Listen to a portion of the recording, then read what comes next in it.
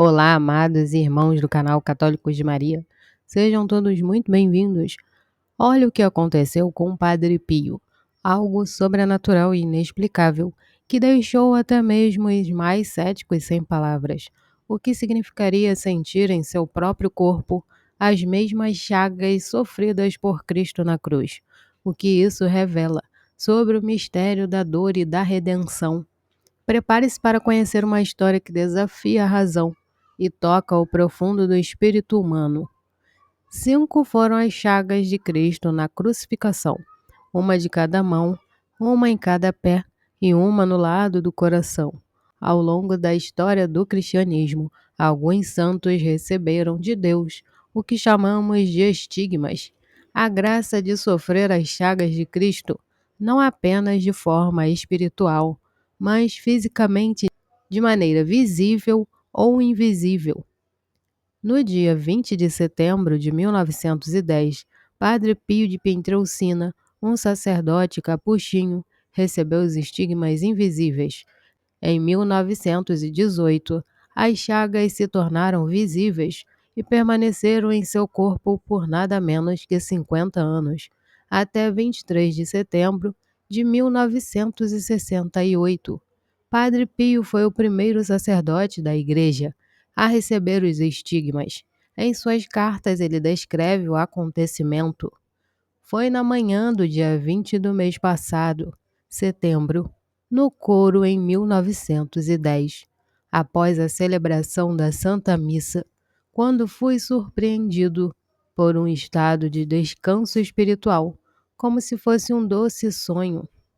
Todos os meus sentidos interiores e exteriores, além das faculdades da alma, estavam em uma quietude indescritível.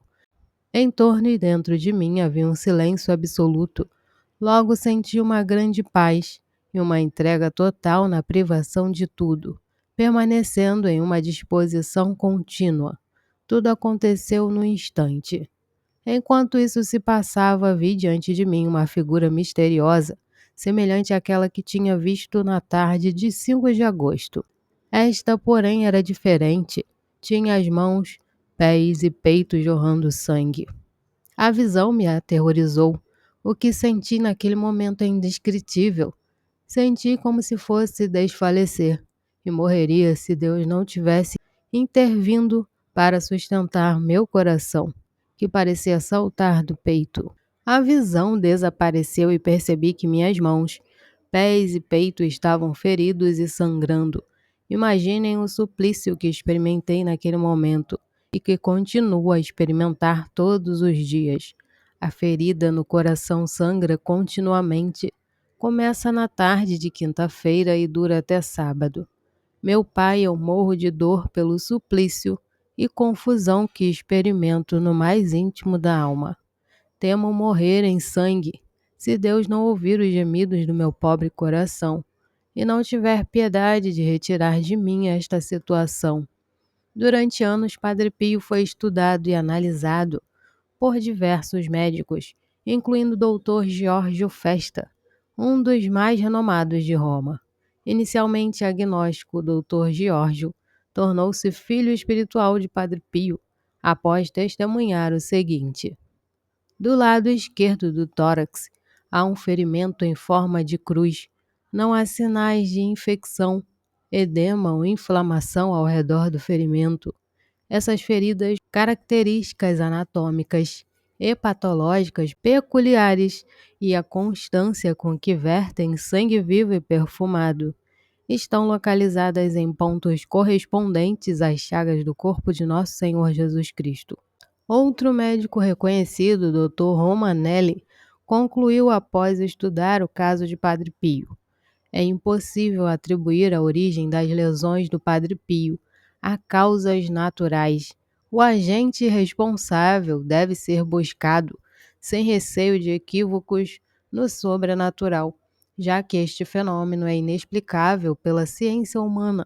Os estigmas causavam a Padre Pio um sofrimento intenso e constante, que interferia em sua rotina diária. Ele não conseguia fechar as mãos. As feridas dificultavam a escrita.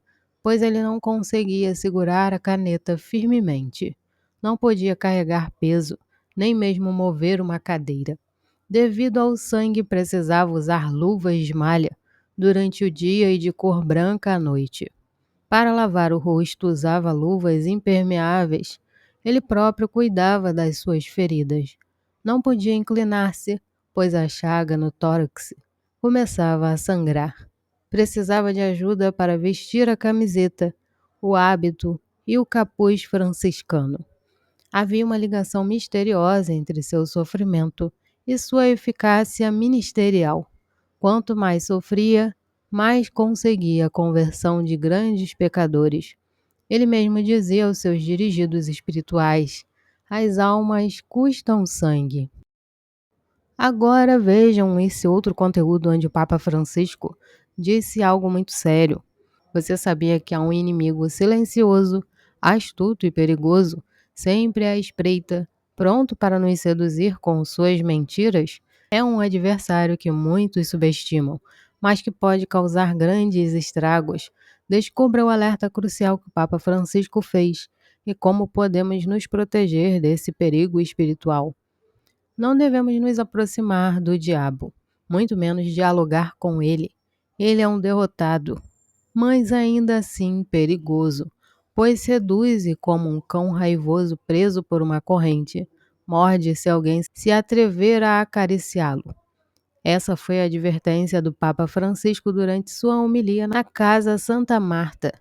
Toda a reflexão do Papa foi inspirada na figura do diabo, que, embora condenado, ainda não morreu, como diz o Evangelho de João, capítulo 16, versículo do 5 ao 11. Podemos dizer que ele está morrendo, afirmou o Papa, mas mesmo assim continua sendo um derrotado. No entanto, é difícil nos convencermos disso, pois o diabo é um sedutor, sabe quais palavras usar, e nós gostamos de ser seduzidos, explicou Francisco. Ele tem essa habilidade, essa capacidade de seduzir. Por isso é tão difícil perceber que ele é um derrotado, porque se apresenta com grande poder, promete muitas coisas, traz presentes bonitos e bem embrulhados. Oh, que lindo! Mas você não sabe o que há dentro. Mas o papel de fora é bonito. Ele nos atrai com um embrulho, sem nos mostrar o conteúdo. Ele sabe como explorar nossa vaidade e curiosidade. Assim como os caçadores dizem para não se aproximar de um crocodilo moribundo, pois ele ainda pode matar com sua cauda. O diabo também é perigosíssimo. Se apresenta com todo o seu poder, mas suas promessas são mentiras, e infelizmente muitas vezes acreditamos nelas. O diabo é um grande mentiroso, pai da mentira. Ele sabe falar bem, é capaz de encantar para enganar. É um derrotado, mas se move como se fosse um vencedor. Sua luz brilha como fogos de artifício, mas não dura. Ao contrário, a luz do Senhor é tênue e mais permanente. O diabo, como reiterou o Papa Francisco, nos seduz, sabe como tocar nossa vaidade e curiosidade, e nós acabamos caindo na tentação. Por isso é um derrotado perigoso. Devemos estar sempre atentos ao diabo, exorta o Papa, lembrando as palavras de Jesus: vigiar, rezar e jejuar. Somente assim podemos vencer a tentação.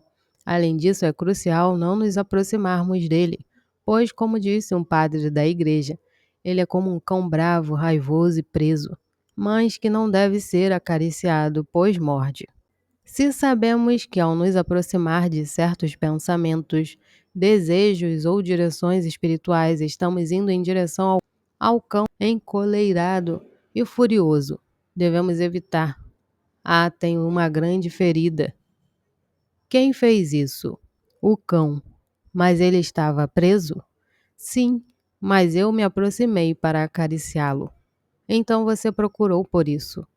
É assim, nunca se aproxime, pois ele está preso por uma corrente e é melhor deixá-lo lá.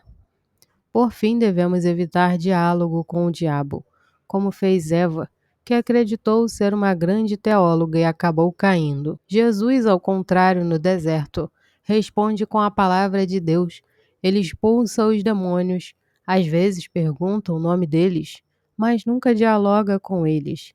A exortação do Papa é clara: com o diabo não se dialoga, porque ele nos vence. É mais inteligente que nós. Ele pode se disfarçar de anjo de luz, mas na verdade é um anjo de sombra, um anjo da morte.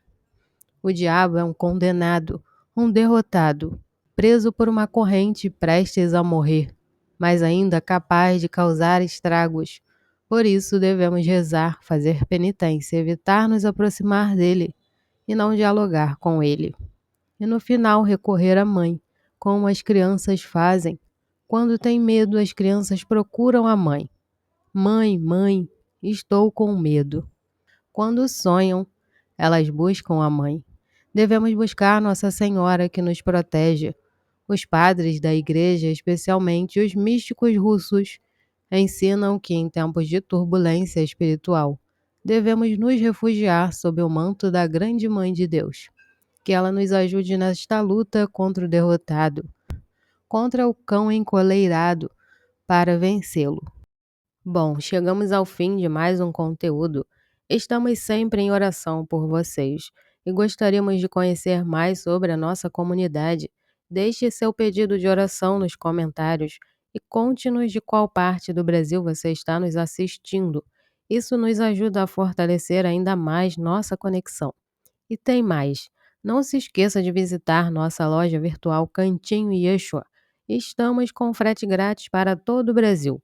Aproveite para conferir as novidades e apoiar nosso trabalho de evangelização.